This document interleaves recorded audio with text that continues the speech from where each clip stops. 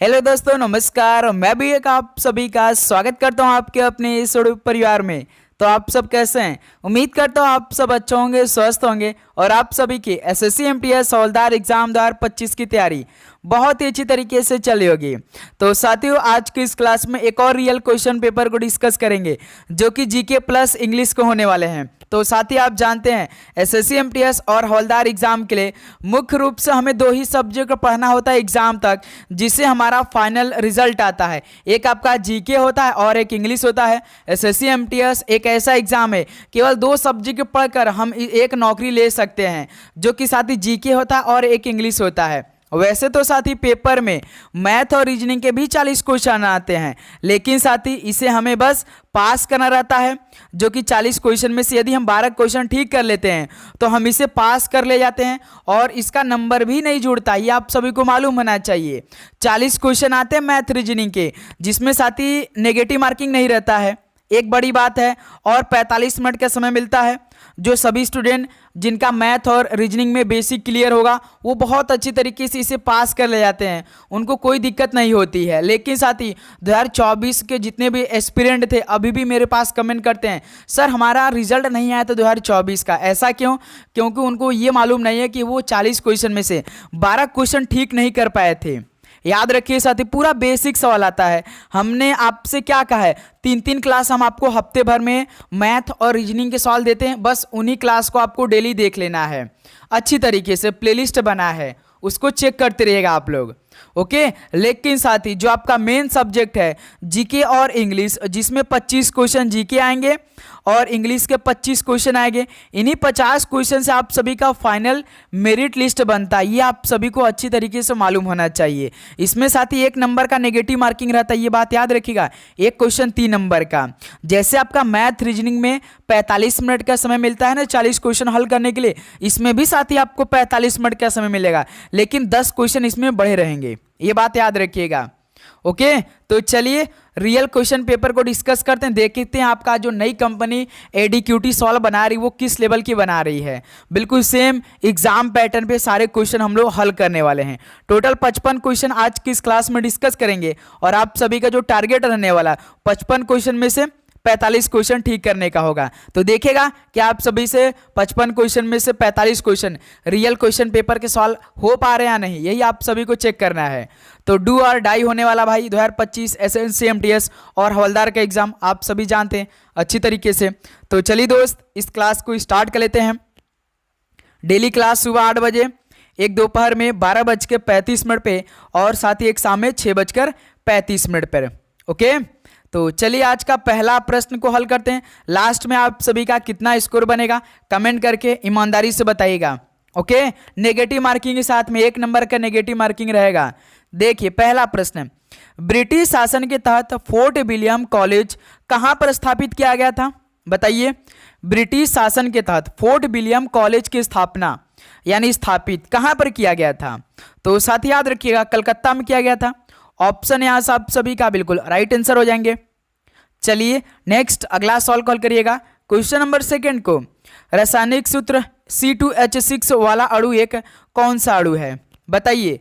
रासायनिक सूत्र C2H6 यानी मीथ, मीथेन, इथेन, यानी 2 कार्बन है और उसके दुगने का +2 कितना हो जाएगा? 6 आपका हाइड्रोजन यानी साथी एथेन हो जाएगा। बी ऑप्शन क्या हो जाएगा? बिल्कुल राइट आंसर हो जाएंगे, ओके। चलिए अगला सॉल्व कॉल करिए। क्वेश्चन नंबर 3 को, प्रसिद्ध किला ए कुहना पुराने किले की मस्जिद का निर्माण किसके द्वारा करवाया गया था? बताइए। प्रसिद्ध किला ए कुहना पुराने किले की मस्जिद का निर्माण किसके द्वारा करवाया गया था? तो मेरे दोस्त याद रखिएगा शेरशाह के द्वारा करवाया गया था। ऑप्शन यहाँ सब सभी का बिल्कुल राइट आंसर हो जाएंगे, ओके। चलिए नेक्स्ट अगला सॉल्व कॉल करिए। क्वेश्चन नंबर 4 को, निम्नलिखित में से स्वतंत्र भारत के पहले कानून मंत्री कौन थे? बताइए। स्वतंत्र भारत के पहले कानून मंत्री कौन थे? तो साथ ही याद रखिएगा भीमराव अंबेडकर साहब जी थे। बी ऑप्शन क्या हो जाएगा? बिल्कुल राइट आंसर हो जाएंगे। चलिए नेक्स्ट अगला सॉल्व कॉल करिएगा। क्वेश्चन नंबर 5 को, निम्नलिखित में से किस महीने में नागालैंड में सूमी जनजाति द्वारा तुलूनी महोत्सव मनाया जाता है? बताइए साथी, किस महीने में नागालैंड में सूमी जनजाति द्वारा तुलूनी महोत्सव मनाया जाता है? तो साथ ही याद रखिएगा जुलाई के महीने में। ऑप्शन सी क्या हो जाएगा, बिल्कुल राइट आंसर हो जाएंगे। चलिए अगला सवाल कॉल करिएगा, क्वेश्चन नंबर 6 को। पृथ्वी की नीफे परत किसमें स्थित होती हैं? बताइए साथी, पृथ्वी की नीफे परत किसमें स्थित होती हैं? नीफे का मतलब आप समझ रहे हैं साथी, जो आपका नीफे लिखा है इसका जो इंग्लिश है NIFE है। इसका मतलब NI का मतलब क्या होता है, निकल होता है, और साथ ही FE का मतलब क्या होता है, आयरन होता है। तो इसका मतलब क्या होता है, ये पृथ्वी के कोर से हैं। तो इसका मतलब जो पृथ्वी के नीफे परत हैं ये कहाँ पर स्थित है, क्रोड में स्थित है। डी ऑप्शन बिल्कुल परफेक्ट आंसर हो जाएगा। नीफे का मतलब आपका निकल और आयरन होता है, ये बात याद रखिएगा। ओके, चलिए नेक्स्ट अगला सवाल कॉल करिएगा, क्वेश्चन नंबर 7 को। निम्नलिखित में से किस अनुच्छेद में राज्य विधानमंडल में विनियोग विधेयक का उल्लेख है? बताइए किस अनुच्छेद में राज्य विधानमंडल में विनियोग विधेयक का उल्लेख है, कमेंट करके बताइए। तो मेरे दोस्त याद रखिएगा अनुच्छेद 204 में है। ऑप्शन सी बिल्कुल राइट आंसर हो जाएंगे। ओके, चलिए अगला सवाल कॉल करिएगा, क्वेश्चन नंबर 8 को। उड़ीसी शास्त्रीय नृत्य शैली को पुनर्जीवित करने के लिए पद्म विभूषण 2000 का प्राप्तकर्ता कौन है? बताइए साथी, उड़ीसी शास्त्रीय नृत्य शैली को पुनर्जीवित करने के लिए पद्म विभूषण 2000 का प्राप्त करना कौन है? तो साथी याद रखिए केलुचरण महापात्र हैं जिन्हें 2000 में क्या मिला था, पद्म विभूषण मिला था। किसके लिए? उड़ीसी शास्त्रीय नृत्य शैली को पुनर्जीवित करने के लिए। ओके, डी ऑप्शन बिल्कुल राइट आंसर हो जाएंगे। चलिए अगला सवाल कॉल करिए, क्वेश्चन नंबर 9 को। पंडित रविशंकर को निम्नलिखित में से किस पुरस्कार से 4 बार सम्मानित किया गया है? पंडित रविशंकर को किस पुरस्कार से 4 बार सम्मानित किया गया है? तो ग्रैमी पुरस्कार से। डी ऑप्शन बिल्कुल परफेक्ट आंसर हो जाएंगे। ओके, चलिए दोस्त अगला सवाल कॉल करिएगा, क्वेश्चन नंबर 10 को। भारतीय खान ब्यूरो की स्थापना किस वर्ष में की गई थी? बताइए भारतीय खान ब्यूरो की स्थापना किस वर्ष में की गई थी? तो साथ ही याद रखिएगा 1948 में। डी ऑप्शन बिल्कुल परफेक्ट आंसर हो जाएंगे। ओके, चलिए अगला सवाल कॉल करिए, क्वेश्चन नंबर 11 को। निम्नलिखित में से प्रथम उपमहाद्वीप साम्राज्य कौन सा था? तो मेरे दोस्त प्रथम उपमहाद्वीप साम्राज्य कौन सा था? तो याद रखिएगा मौर्य साम्राज्य था। ऑप्शन यहाँ सब सभी का बिल्कुल राइट आंसर हो जाएंगे। ओके, चलिए अगला सवाल कॉल करिएगा, क्वेश्चन नंबर 12 को। वर्ष 2016 में प्रधानमंत्री रोजगार प्रोत्साहन योजना की शुरुआत भारत सरकार के किस मंत्रालय ने की थी? बताइए वर्ष 2016 में प्रधानमंत्री रोजगार प्रोत्साहन योजना की शुरुआत भारत सरकार के किस मंत्रालय ने की थी? तो मेरे दोस्त श्रम एवं रोजगार मंत्रालय ने स्टार्ट की थी। ऑप्शन यहाँ सब सभी का बिल्कुल राइट आंसर हो जाएंगे। ओके, चलिए अगला सवाल कॉल करिए, क्वेश्चन नंबर 13 को। प्रसिद्ध लोक नृत्य यक्षगान किस राज्य से संबंधित है? बताइए प्रसिद्ध लोक नृत्य यक्षगान किस राज्य से संबंधित है? तो कर्नाटक से संबंधित है। डी ऑप्शन बिल्कुल परफेक्ट आंसर हो जाएंगे। ओके, चलिए नेक्स्ट अगला सवाल कॉल करिएगा, क्वेश्चन नंबर 14 को। निम्नलिखित में से कौन सा मिलान युग्म गलत है? जैसे राष्ट्रपति के कार्य क्या फ्रांस के देश से लिया गया है? नहीं साथी, ये ब्रिटिश के संविधान से लिया गया है, ये बात याद रखिएगा। तो यही क्या है आपका गलत हो जाएगा। कानून द्वारा स्थापित प्रक्रिया जापान से ठीक है, समवर्ती सूची ऑस्ट्रेलिया से लिया गया है, कानून का शासन ब्रिटेन से लिया गया, ये बात याद रखिएगा। लेकिन राष्ट्रपति के जो काम है वो ब्रिटिश से लिया गया है। तो ऑप्शन यहाँ से आप सभी का राइट आंसर हो जाएंगे। ओके, चलिए अगला सवाल कॉल करिएगा, क्वेश्चन नंबर 15 को। वायु और राष्ट्रीय रक्षा निम्नलिखित में से किन वस्तुओं के उदाहरण है? बताइए वायु और राष्ट्रीय रक्षा किन वस्तुओं की एग्जाम्पल है? तो आप जानते भाई सार्वजनिक वस्तुओं के एग्जाम्पल होते हैं ये सभी, वायु और राष्ट्रीय रक्षा। ऑप्शन बी बिल्कुल परफेक्ट आंसर हो जाएगा। ऐसा नहीं कि आप केवल आप ही यूज करते हैं, सबके लिए होता है, इसका मतलब सार्वजनिक है। ओके, चलिए अगला सवाल कॉल करिएगा, क्वेश्चन नंबर 16 को। प्रथम आईसीसी महिला T20 क्रिकेट विश्व कप किसके द्वारा आयोजित किया गया था? बताइए जो पहला आईसीसी महिला T20 क्रिकेट विश्व कप है किसके द्वारा आयोजित किया गया था, यानी किस देश के द्वारा? तो मेरे दोस्त याद रखिएगा इंग्लैंड देश के द्वारा आयोजित किया गया था। डी ऑप्शन बिल्कुल राइट आंसर हो जाएंगे। ओके, चलिए अगला सवाल कॉल करिए, क्वेश्चन नंबर 17 को। कौन सा खाद्य पदार्थ संपूर्ण प्रोटीन का अच्छा स्रोत है? बताइए कौन सा खाद्य पदार्थ संपूर्ण प्रोटीन का अच्छा स्रोत है? तो मेरे दोस्त याद रखिएगा, अंडा है। याद रखिएगा, इसमें संपूर्ण प्रोटीन मिलता है। ऑप्शन है सब सभी का बिल्कुल राइट आंसर हो जाएंगे। चलिए नेक्स्ट अगला सॉल्व कॉल करिए क्वेश्चन नंबर 18 को। छठ पूजा कितने दिनों तक मनाई जाती है? बताइए, छठ पूजा कितने दिनों तक मनाई जाती है? तो मेरे दोस्त याद रखिएगा 4 दिन तक।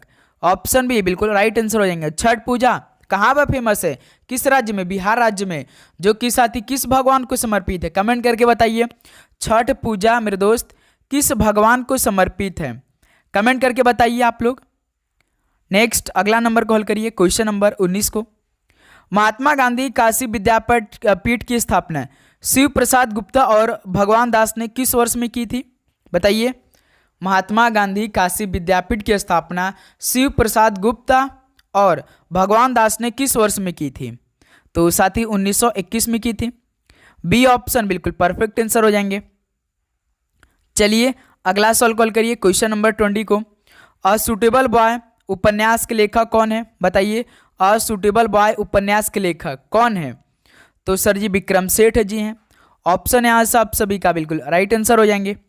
ओके, चलिए नेक्स्ट अगला सवाल कॉल करिए क्वेश्चन नंबर 21 को।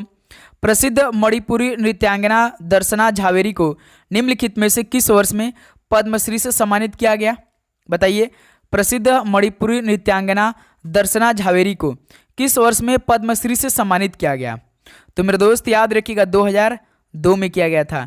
डी ऑप्शन बिल्कुल राइट आंसर हो जाएंगे। ओके, चलिए नेक्स्ट अगला सवाल कॉल करिए क्वेश्चन नंबर 22 को।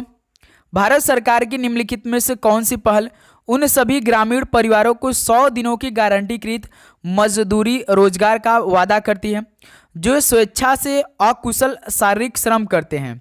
बताइए साथी, भारत सरकार की कौन सी पहल उन सभी ग्रामीण परिवारों को 100 दिनों की गारंटीकृत मजदूरी रोजगार का वादा करती है जो स्वेच्छा से अकुशल शारीरिक श्रम करते हैं?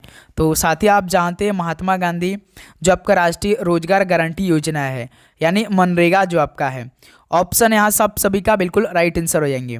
ओके, चलिए नेक्स्ट अगला सवाल कॉल करिए क्वेश्चन नंबर 23 को। किस राज्य में झूमिंग खेती को दहिया के नाम से जाना जाता है? बताइए, किस राज्य में झूमिंग खेती को दहिया के नाम से जानते हैं आप लोग? तो मेरे दोस्त याद रखिएगा मध्य प्रदेश में। बी ऑप्शन बिल्कुल राइट आंसर हो जाएंगे। ओके, चलिए अगला सवाल कॉल करिए क्वेश्चन नंबर 24 को। मौलिक कर्तव्य की अवधारणा निम्नलिखित में से किस देश से ली गई थी? बताइए, मौलिक कर्तव्य की अवधारणा किस देश से ली गई थी? तो साथ ही याद रखिएगा रूस देश से ली गई थी। बी ऑप्शन बिल्कुल राइट आंसर हो जाएंगे। चलिए नेक्स्ट 25 नंबर कॉल करिए। वास्तुकला की गुलबर्ग और बीदर शैली को निम्नलिखित में से किस राजवंश द्वारा संरक्षण दिया गया था? बताइए, वास्तुकला की गुलबर्ग और बीदर शैली को किस राजवंश द्वारा संरक्षण दिया गया था? तो मेरे दोस्त याद रखिएगा बहमनी राजवंश द्वारा संरक्षण दिया गया था। तो डी ऑप्शन बिल्कुल परफेक्ट आंसर हो जाएंगे। चलिए नेक्स्ट अगला सवाल कॉल करिए क्वेश्चन नंबर 26 को। मौखरियों ने पश्चिमी उत्तर प्रदेश ने किस पर शासन किया जिसने बाद में उत्तरी भारत के राजनीतिक केंद्र के रूप में पाटलिपुत्र की जगह ले ली? बताइए साथी, मौखरियों ने पश्चिमी उत्तर प्रदेश ने किस पर शासन किया जिसने बाद में उत्तरी भारत के राजनीतिक केंद्र के रूप में पाटलिपुत्र की जगह ले ली? तो साथी याद रखिएगा ऐसा करने वाले कन्नौज पर हो जाएंगे। ऑप्शन सी बिल्कुल राइट आंसर हो जाएंगे। ओके, चलिए अगला सवाल कॉल करिए दोस्त क्वेश्चन नंबर 27 को। निम्नलिखित में से कौन प्रार्थना समाज से संबंधित नहीं थे? बताइए, प्रार्थना समाज से संबंध नहीं थे कौन? बताइए, देखिए आरजी भंडारकर जी तो बहुत अच्छी तरीके से थे, गोविंद रानाडे भी थे, आत्माराम पांडुरंग भी थे, लेकिन महात्मा गांधी नहीं थे भाई प्रार्थना समाज से संबंध। डी ऑप्शन बिल्कुल परफेक्ट आंसर हो जाएंगे। नेक्स्ट अगला नंबर कॉल करिए दोस्त क्वेश्चन नंबर 28 को। गौर माड़िया नृत्य निम्नलिखित में से किस राज्य में किया जाता है? लगता है साथी आप लोग ये पहली बार सवाल पढ़ रहे हैं। बताइए, गौर माड़िया नृत्य किस राज्य में किया जाता है? तो मेरे दोस्त ये आपका छत्तीसगढ़ में। ऑप्शन सी बिल्कुल राइट आंसर हो जाएंगे। ओके, तो साथी उम्मीद करूंगा आपको हर एक क्वेश्चन बहुत अच्छी तरीके से समझ में आ रहे होंगे। तो साथी आप चैनल पे नए हैं तो सब्सक्राइब करने के बाद नोटिफिकेशन को ऑन कर लीजिएगा क्योंकि लगातार क्लास आप सभी के बीच आ रही है, तो इसलिए आप जरूर से जरूर नोटिफिकेशन को ऑन कर लीजिएगा। ओके, चलिए अगला सॉल्व कॉल करिए क्वेश्चन नंबर 29 को। हिंदुस्तानी संगीत की बेहतरीन शास्त्रीय गायिकाओं में से एक किशोरी अमोनकर किस राज्य से संबंधित हैं? बताइए, हिंदुस्तानी संगीत की बेहतरीन शास्त्रीय गायिकाओं में से एक किशोरी अमोनकर ये किस राज्य से बिलोंग करती हैं? तो भाई याद रखिए महाराष्ट्र से। डी ऑप्शन बिल्कुल परफेक्ट आंसर हो जाएंगे। चलिए अगला सॉल्व कॉल करिए क्वेश्चन नंबर 30 को। कैप्टन हॉकिंस ने किसके शासनकाल के दौरान भारत का दौरा किया? बताइए, कैप्टन हॉकिंस ने किसके शासनकाल के दौरान भारत का दौरा किया था? तो भाई जहांगीर के शासनकाल में। ऑप्शन है आज आप सभी का बिल्कुल राइट आंसर हो जाएंगे। चलिए नेक्स्ट अगला सॉल्व कॉल करिए क्वेश्चन नंबर 31 को। हड़प्पा के उत्खनन स्थलों में निम्नलिखित में से क्या नहीं पाया गया था? बताइए साथी, हड़प्पा के उत्खनन स्थलों में क्या नहीं पाया गया था? पहले ये देखिए क्या पाया गया था।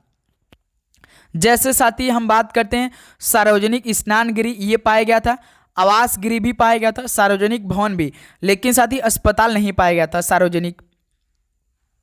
तो डी ऑप्शन बिल्कुल राइट आंसर हो जाएंगे। चलिए दोस्त अगला सॉल्व कॉल करिए क्वेश्चन नंबर 32 को। पूर्व मध्य रेलवे का मुख्यालय निम्नलिखित में से कौन सा है? बताइए, 2024 के शिफ्ट में ये सवाल पूछा गया था, पूर्व मध्य रेलवे का मुख्यालय कौन सा है? तो हाजीपुर है। ऑप्शन है आज आप सभी का बिल्कुल राइट आंसर हो जाएंगे। चलिए दोस्त नेक्स्ट अगला नंबर कॉल करिए क्वेश्चन नंबर 33 को। निम्नलिखित में से कौन सा प्रदूषक महासागर के अम्लीकरण के लिए उत्तरदायी है? तो कौन सा प्रदूषक महासागर के अम्लीकरण के लिए उत्तरदायी हैं? तो CO2 होते हैं, आप अच्छी तरीके से जानते हैं, यानी कार्बन डाइऑक्साइड। ऑप्शन है आज से बिल्कुल परफेक्ट आंसर हो जाएंगे। चलिए दोस्त अगला सॉल्व कॉल करिए क्वेश्चन नंबर 34 को। अन्य धर्मों में धर्मांतरित लोगों को पुनः हिंदू धर्म में परिवर्तित करने के लिए शुद्धि आंदोलन निम्नलिखित में से किस संगठन द्वारा शुरू किया गया था? बताइए साथी, अन्य धर्मों में धर्मांतरित लोगों को पुनः हिंदू धर्म में परिवर्तित करने के लिए शुद्धि आंदोलन किस संगठन द्वारा स्टार्ट किया गया था? तो साथी याद रखिएगा आर्य समाज द्वारा स्टार्ट किया गया था। ऑप्शन है आज आप सभी का बिल्कुल राइट आंसर हो जाएंगे। चलिए नेक्स्ट अगला सॉल्व कॉल करिए क्वेश्चन नंबर 35 को। संगीत सम्राट मियां तानसेन ने बारिश लाने के लिए किस राग की रचना की थी? बताइए साथी, जो संगीत सम्राट मियां तानसेन ने बारिश लाने के लिए किस राग की रचना की थी? तो साथी याद रखिएगा मेघ मल्हार की रचना की थी। बी ऑप्शन बिल्कुल राइट आंसर हो जाएंगे। ओके, चलिए नेक्स्ट अगला सॉल्व कॉल करिए क्वेश्चन नंबर 36 को। निम्नलिखित में से कौन सा मंदिर वास्तुकला की नागर शैली का उदाहरण है? बताइए साथी, कौन सा मंदिर वास्तुकला की नागर शैली का उदाहरण है? तो मेरे दोस्त कैलाश मंदिर जो कि कांचीपुरम में स्थित है। डी ऑप्शन बिल्कुल परफेक्ट आंसर हो जाएंगे। चलिए अगला सॉल्व कॉल करिए क्वेश्चन नंबर 37 को। भारतीय संविधान में संशोधन करने की प्रक्रिया निम्नलिखित में से किस देश से ली है? बताइए, भारतीय संविधान में संशोधन करने की प्रक्रिया किस देश से ली है? तो साथ ही याद रखिएगा दक्षिण अफ्रीका से ली है। डी ऑप्शन बिल्कुल राइट आंसर हो जाएंगे। ओके, चलिए नेक्स्ट अगला नंबर कॉल करिए क्वेश्चन नंबर 38 को। लच्छू महाराज किस नृत्य शैली से संबंधित है? बताइए दोस्त, लच्छू महाराज किस नृत्य शैली से संबंधित है? तो साथ ही याद रखिएगा कथक से संबंधित है। ऑप्शन सी बिल्कुल राइट आंसर हो जाएंगे। ओके, चलिए नेक्स्ट अगला नंबर कॉल करिए क्वेश्चन नंबर 39 को। निम्नलिखित में से कौन सा एक धार्मिक त्यौहार नहीं है? तो इसमें आपको देखना है धार्मिक त्यौहार नहीं है, यानी इसका मतलब आप ये चेक करिए कौन कौन से धार्मिक त्यौहार हैं। जस्ट जब नहीं की बात करेगा तो आपको उल्टा चेक कर लेना है। तो जैसे आपका धार्मिक त्यौहार गुड फ्राइडे क्या सभी धार्मिक त्यौहार है? बिल्कुल हाँ, ये आपका धार्मिक त्यौहार है। गुरु पर्व भी एक धार्मिक त्यौहार है, मुहर्रम भी एक धार्मिक त्यौहार है, लेकिन भाई गांधी जयंती धार्मिक त्यौहार नहीं है। ऑप्शन से बिल्कुल राइट आंसर हो जाएंगे, जो कि 2 अक्टूबर को मनाया जाता है। अहिंसा दिवस के रूप में भी मनाया जाता है 2 अक्टूबर। चलिए नेक्स्ट अगला नंबर कॉल करिए क्वेश्चन नंबर 40 को। भारत के संविधान में विभिन्न देशों के साथ साथ किस वर्ष के भारत सरकार अधिनियम से कई प्रावधान लिए गए हैं? बताइए साथी, भारत के संविधान में विभिन्न देशों के साथ साथ किस वर्ष के भारत सरकार अधिनियम से कई प्रावधान लिए गए हैं? तो मेरे दोस्त याद रखिएगा 1935 के। बी ऑप्शन बिल्कुल परफेक्ट आंसर हो जाएंगे। चलिए नेक्स्ट अगला सॉल्व कॉल करिए क्वेश्चन नंबर 41 को। भारतीय निशानेबाज अभिनव बिंद्रा किस राज्य से संबंधित है? बताइए, भारतीय निशानेबाज अभिनव बिंद्रा किस राज्य से बिलोंग करते हैं? तो याद रखिए उत्तराखंड से यानी यूके से। ऑप्शन से बिल्कुल राइट आंसर हो जाएंगे। ओके, चलिए अगला सॉल्व कॉल करिएगा क्वेश्चन नंबर 42 को। निम्नलिखित में से किसे एक कोशिकीय हरा शैवाल माना जाता है? बताइए, इनमें से किसे एक कोशिकीय हरा शैवाल माना जाता है? तो मेरे दोस्त क्लैमाइडोमोनास को माना जाता है हरा शैवाल। ऑप्शन ए बिल्कुल परफेक्ट आंसर हो जाएंगे। Okay, Chlamydomonas. नेक्स्ट अगला सॉल्व कॉल करिए क्वेश्चन नंबर 43 को। भारत की 2011 की जनगणना के अनुसार निम्नलिखित में से किस केंद्र शासित प्रदेश की जनसंख्या सबसे कम है? बताइए, भारत की 2011 की जनगणना के अनुसार किस केंद्र शासित प्रदेश की जनसंख्या सबसे कम है? तो लक्षद्वीप की सबसे कम है। बी ऑप्शन बिल्कुल परफेक्ट आंसर हो जाएंगे। चलिए दोस्त अगला सॉल्व कॉल करिए क्वेश्चन नंबर 44 को। भारतीय जनगणना 2001 के अनुसार अप्रवासी जनसंख्या का कितना प्रतिशत श्रीलंका से था? बताइए, भारतीय जनगणना 2001 के अनुसार अप्रवासी जनसंख्या का कितना प्रतिशत श्रीलंका से था? तो भाई याद रखिएगा 2.9% था। ऑप्शन यहाँ से आप सभी का बिल्कुल राइट आंसर हो जाएंगे। चलिए नेक्स्ट अगला सॉल्व कॉल करिए क्वेश्चन नंबर 45 को। धम्म संस्कृत शब्द धर्म का कौन सा शब्द है? बताइए, धम्म संस्कृत शब्द ये धर्म का प्राकृतिक शब्द है भाई। कौन सा शब्द है? प्राकृत शब्द है। डी ऑप्शन बिल्कुल राइट आंसर हो जाएंगे। ओके, चलिए अगला सॉल्व कॉल करिए क्वेश्चन नंबर 46 को। स्क्वैश खिलाड़ी अनाहत सिंह भारत के किस शहर से संबंधित हैं? बताइए, स्क्वैश खिलाड़ी अनाहत सिंह भारत के किस शहर से संबंधित हैं? तो मेरे दोस्त दिल्ली शहर से। ऑप्शन से बिल्कुल राइट आंसर हो जाएंगे। चलिए नेक्स्ट अगला नंबर कॉल करिए क्वेश्चन नंबर 47 को। स्त्री पुरुष तुलना नामक पुस्तक निम्नलिखित में से किसने लिखी है? बताइए, स्त्री पुरुष तुलना नामक पुस्तक किसने लिखी है?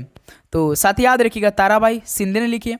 ऑप्शन से बिल्कुल परफेक्ट आंसर हो जाएंगे। चलिए अगला सॉल्व कॉल करिएगा क्वेश्चन नंबर 48 को। अब देखिए साथी इंग्लिश के सवाल आएंगे, जितने भी हम साथी सारे सॉल्व करा देंगे, एक भी टॉपिक से बाहर नहीं जाएगा सवाल, याद रखिएगा। जैसे पहला प्रश्न, choose the correctly spelled word, यानी आपको इसमें क्या चेक करना है? 4 ऑप्शन दिए, इनमें से एक करेक्ट है जो कि राइट स्पेलिंग है, वही आपको बताना है। जैसे कि नॉसेंस है, जैसे पहला option new sense, news sense, new sense, no sense. Right spelling क्या होता है? नो सेंस का, जिसे हम बोलते हैं नो सेंस कहीं का। तो जो राइट स्पेलिंग होता है वो क्या होता है? बताइए कौन सा ऑप्शन ठीक होगा आपके हिसाब से, आपके अनुसार? नॉसेंस का स्पेलिंग तो सर जी NUISANCE होता है। नॉसेंस का मतलब क्या होता है? बाधा होता है, बाधा होता है, उपद्रव मचाना होता है। तो साथ ही इस सवाल का डी ऑप्शन आपका बिल्कुल ठीक है। देखिए NUISANCE जो कि बिल्कुल करेक्ट स्पेल्ड वर्ड है। तो डी ऑप्शन इस सवाल का बिल्कुल राइट आंसर हो जाएंगे, ये बात याद रखिएगा। चलिए दोस्त अगला सवाल कॉल करिए क्वेश्चन नंबर 49 को। ये सवाल हल करिए आप लोग भाई। The given sentence contain a grammatically error, identify the segment that contains the error. तो आपको आइडेंटिफाई सेगमेंट करना यानी खंड ज्ञात करना है, इसमें कहाँ पर ग्रामेटिकली एरर दिखाई दे रहा है उसी को बताना है। जैसे you look very tired, you would go to bed now, यानी साथ ही इसमें जो सेंटेंस बोला पहले इसको समझिए। आप बहुत थके हुए लग रहे हैं, यू लुक वेरी टायर्ड, आप बहुत थके हुए लग रहे हैं। You would go to bed now, अब आपको बिस्तर पे जाना चाहिए। तो साथी आपने कभी देखा जब क्वेश्चन दिया है, इसमें जब क्वेश्चन में सजेशन का बात आ रही है और एडवाइस का भाव प्रकट हो रहा है, तो इसमें क्या कभी वुड का प्रयोग हुआ है? याद रखिए साथी, जब भी सेंटेंस में सजेशन दिया जा रहा हो या एडवाइस का भाव मिल रहा हो, तो इसमें मेरे दोस्त ना वुड नहीं प्रयोग होता, शुड का प्रयोग होता है। किसका साथी? शुड का प्रयोग होता है। किसका साथी? शुड का प्रयोग होता है, न कि वुड का। तो यहीं से क्या, इसमें कौन सा खंड रॉन्ग है? वुड रॉन्ग है, यानी साथी यू वुड गो नहीं होगा, यू शुड गो होगा। तो देखिए यहां से ऑप्शन सी क्या है, इसमें ग्रामेटिकली एरर है साथी, जो कि ठीक आपका क्या होगा? यू शुड गो होगा मेरे दोस्त। याद रखिएगा साथी, जब भी सेंटेंस में सजेशन या एडवाइस का भाव प्रकट हो तो उस समय साथी ना कभी वुड का प्रयोग नहीं होता है, शुड का प्रयोग होता है। ये बात याद रख लीजिएगा आप लोग। ओके, तो यहां से ऑप्शन सी बिल्कुल राइट आंसर हो जाएंगे। चलिए अगला सॉल्व कॉल करिएगा क्वेश्चन नंबर 50 को। Select the most appropriate synonyms of the given word allow. Synonyms का मतलब क्या होता है? पर्यायवाची होता है। तो पर्यायवाची शब्द मतलब समानार्थी शब्द एक प्रकार का। अलाउ का मतलब क्या होता है? अनुमति देना। आलो कर रहे हैं आप लोग, अनुमति दे रहे हैं, क्या रिजेक्ट करेंगे भाई? सिनोनिम्स बिल्कुल समान शब्द आपको बताना है, रिजेक्ट तो नहीं कर सकते भाई। अनुमति तो क्या कर, अस्वीकार तो करना होगा नहीं। स्टॉप मतलब रुकना, ये भी नहीं हो सकता है। परमिट कर सकते हैं भाई, आप इजाजत दे सकते हैं बिल्कुल, क्योंकि इसके अकॉर्डिंग है। अलाउ आप अनुमति दे रहे हैं तो इसका सिनोनिम्स बिल्कुल सेम क्या होगा? परमिट होगा। इसका मतलब आप इजाजत दे रहे हैं। डिस अलाउ तो नहीं करे, इसका हम लोग एंटोनिम तो नहीं हल करना है। डिस अलाउ तो होगा नहीं, क्या होगा? परमिट हो जाएगा। तो इस सॉल्व का सी ऑप्शन बिल्कुल परफेक्ट आंसर हो जाएंगे। चलिए दोस्त अगला सॉल्व कॉल करिए क्वेश्चन नंबर 51 को। Select the most appropriate antonym of the given word. देखिए एलाइक, एलाइक का एंटोनिम बताइए, यानी विलोम शब्द है। एलाइक का मतलब क्या होता है? एक जैसा। एलाइक का मतलब क्या होता है? एक जैसा मेरे दोस्त, ये बात याद रखिएगा, एक जैसा होता है। ओके, तो ऑर्डिनरी का मतलब क्या होता है? ऑर्डिनरी का मतलब होता है बिल्कुल साधारण। सिमिलर का भी मतलब होता है समान, और सेम का भी मतलब होता है समान। डिफरेंट का मतलब क्या होता है? भिन्न होता है, भिन्न होता है। तो अब साथी आप सभी को मालूम हो चुका होगा कि एक जैसा, हमें एंटोनिम बताना भाई। इसका मतलब इसका अपोजिट, यानी एलाइक मतलब एक जैसा, तो इसका जो राइट आंसर क्या होगा? एंटोनिम क्या होगा? एलाइक का डिफरेंट हो जाएगा, भिन्न हो जाएगा, अलग अलग हो जाएगा। तो डी ऑप्शन बिल्कुल राइट आंसर हो जाएंगे। ओके, चलिए अगला सॉल्व कॉल करिए दोस्त क्वेश्चन नंबर 52 को। Choose the correctly spelled word. अब फिर से भाई करेक्टली स्पेलिंग वाला वर्ड बताना है। एलिजिबल, तो इसमें हम ज़्यादा समय वेस्ट नहीं करेंगे। जो आपका एलिजिबल का राइट स्पेलिंग क्या होता है? ILLEGIBLE। एलिजिबल का मतलब क्या होता है? अपठनीय, अस्पष्ट। तो इसमें देखिए कौन सा ऑप्शन, पहला ऑप्शन ILLEGIBLE। भाई पहला ही ऑप्शन आपका ठीक है, तो इस सवाल का ऑप्शन है बिल्कुल राइट आंसर हो जाएंगे। ओके, चलिए नेक्स्ट अगला सॉल्व हल करिए दोस्त क्वेश्चन नंबर 53 को। हल करिए, एंटोनिम बताना एबोलिश का। बताइए, select the most appropriate antonym. विलोम शब्द बताइए एबोलिश का। एबोलिश का मतलब क्या होता है? समाप्त करना। क्या मेरे दोस्त? समाप्त करना होता है, ये बात याद रखिएगा। डिसप्रूव का मतलब क्या होता है मेरे दोस्त? तो याद रखिएगा क्या होता है? असत्य सिद्ध करना। जो आपका असत्य होता है ना, उसे सिद्ध करना होता है डिसप्रूव। कंटेस्ट का मतलब संघर्ष होता है। कंटिन्यू का मतलब लगातार जारी होता है। और डिस्क्लोज का मतलब साथी खुलासा होता है। एबोलिश मतलब समाप्त करना। एंटोनिम देखिएगा, एबोलिश का मतलब समाप्त करना, और इसका जस्ट अपोजिट क्या हो जाएगा? कंटिन्यू हो जाएगा, यानी लगातार जारी रखना भाई। तो सी ऑप्शन बिल्कुल राइट आंसर हो जाएंगे। चलिए नेक्स्ट अगला सॉल्व कॉल करिए क्वेश्चन नंबर 54 को। Select the most appropriate which means the same as the group of words given. Move ahead or forward steadily and gradually. इसका मतलब आपको अनेक शब्दों के लिए एक शब्द बताना। जैसे आप हिंदी में अनेक शब्दों के लिए एक शब्द पढ़ते हैं ना, वैसे इंग्लिश में यहाँ पे आपको सेंटेंस दे रहा है, उसको समझना है, उसका मीनिंग निकालना है, उसके लिए एक शब्द आपको बताना है। जैसे मूव अहेड और फॉरवर्ड स्टडीली एंड ग्रेजुअली, इसका मतलब स्थिर और धीरे धीरे आगे बढ़े। स्थिर और आगे क्या करें? धीरे धीरे आगे बढ़े। तो फोरगो का मतलब क्या होता है? फोरगो का मतलब छोड़ देना। क्या साथी? छोड़ देना। परेड का मतलब परेड ही होता है। फोर्ज का मतलब होता है साथी आगे बढ़ना। तो ये हो जाएगा आपका सी ऑप्शन बिल्कुल राइट आंसर। और जो फोर रन का मतलब होता है पूर्व सूचना देना, पहले ही सूचना दे देना। क्या होता? फोर रन होता। फोर गो का मतलब होता है छोड़ देना। परेड का मतलब परेड होता है, लेकिन फोर्ज का मतलब होता है साथी आगे बढ़ना। तो इस सवाल का सी ऑप्शन बिल्कुल राइट आंसर। स्थिर और धीरे धीरे आगे बढ़ना। Move ahead or forward steadily and gradually. चलिए दोस्त, तो आज रियल क्वेश्चन पेपर का last question. Select the most appropriate meaning of the given idiom. Idiom का मतलब मुहावरा होता है मेकआउट। मेकआउट का मतलब कोई बता सकता है? मेक आउट का मतलब कठिनाई के साथ साथ समझना, कठिनाई के साथ समझना, उसको क्या बोलते हैं? Make out. तो इसका इडियम मुहावरा क्या होगा?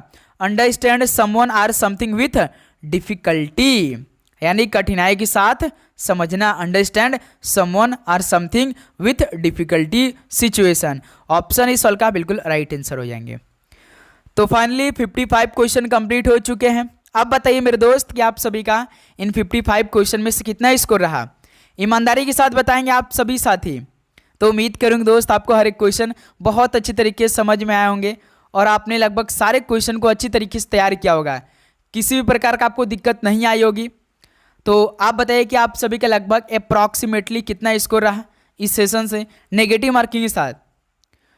तो चलिए दोस्त इस क्लास को यहीं पर समाप्त करते हैं। तो आप लोग लगातार मेहनत करते रहिए साथी, क्योंकि अगस्त का महीना चल दिया है, सितंबर में आप सभी का एग्जाम हो जाएगा, समय बिल्कुल भी नहीं है। तो जितना समय है उसे आप पढ़ाई पर लगा दीजिए। इस बार आप 2 सब्जेक्ट पढ़ के भाई सिलेक्शन ले लीजिए। डू और डाई होने वाला 2025, कोई भी एग्जाम की तैयारी करें तो बहुत अच्छी तरीके से तैयारी करिए, ओके। तभी आपका सिलेक्शन होने वाला है। आप देख रहे एसएससी एग्जाम की तैयारी करें तो खासकर जो आपकी नई एग्जाम कंपनी करा रही वेंडर EDQT, भाई वो बहुत ज़बरदस्त लेवल के सॉल्व बना रही है, ओके। तो मेहनत करिए, अच्छे से मेहनत करिए। नहीं करना है तो आप जाइए, आप कहीं आप दूसरे जगह समय आप लगाइए, वहाँ पे आपको कुछ आउटपुट मिले, ओके। अच्छी तरीके से ये सोच समझ कर आइएगा मेरे दोस्त। अगर आना है तो ज़बरदस्त बिल्कुल मन बना के आइए, तभी मज़ा आने वाला है, ओके। तो चलिए सेशन को यहीं पर समाप्त करते, मिलते साथ ही दोपहर 12:35 पे एक और क्लास के साथ। सभी को जय हिंद, जय भारत, पढ़ाई करते रहिए। ऑल द वेरी बेस्ट, धन्यवाद।